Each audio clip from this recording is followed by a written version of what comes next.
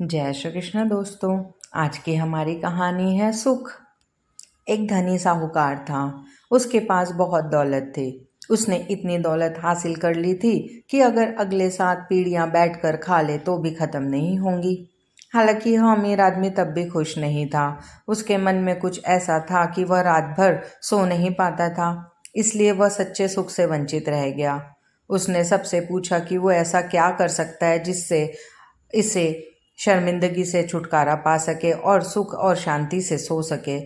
किसी ने उसे कहा कि संतों की शरण में जाओ, संत आपको इससे बचाएंगे। धनी संतों की तलाश में गया। रास्ते में एक साधु महाराज एक पेड़ के नीचे बैठे थे। धनी व्यक्ति ने उनका अभिवादन किया और कहा, गुरुजी, मेरे पास किसी वस्तु की कोई कमी नहीं है।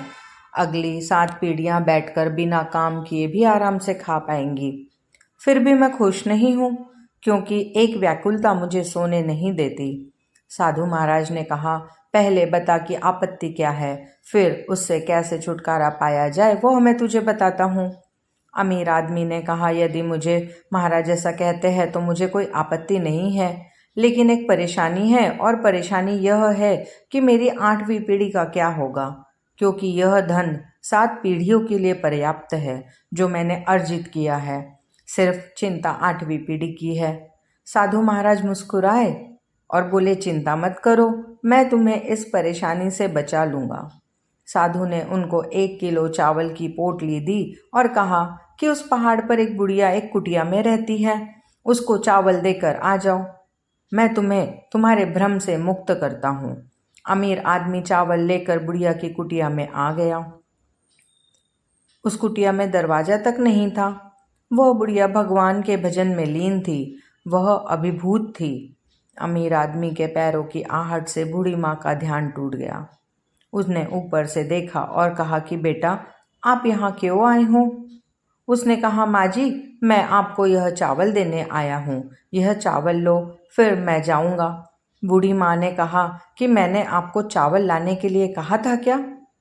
क्या आपके सामने हाथ फैलाया था? नहीं ना? फिर चावल क्यों लाए? यह पोटली उठाओ और जाओ। फिर अमीर आदमी ने कहा, मुझे उस पेड़ के नीचे बैठे साधु ने भेजा है, इसीलिए मैं आया हूँ। उन्होंने कहा कि जाकर साधु से कह देना कि मेरी कुटिया में 2 दिन के लिए पर्याप्त चावल है।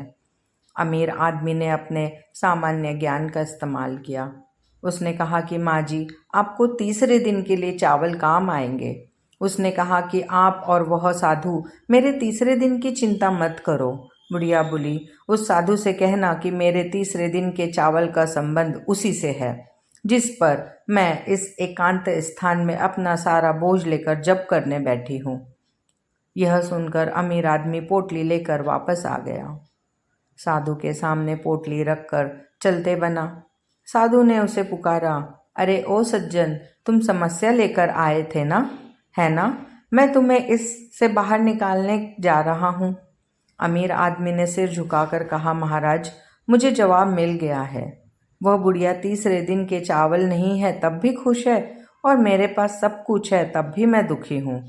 जिसके पास कुछ भी नहीं है, अगर वो अपने भविष्य का विचार नहीं करती और भरोसा करती है कि भगवान कुछ बुरा होने नहीं देंगे, तो फिर मैं, जिसे भगवान ने इतना कुछ दिया है, मुझे इस फालतू की चिंता में नहीं पड़ना चाहिए। यह मुझे समझ में आ गया है।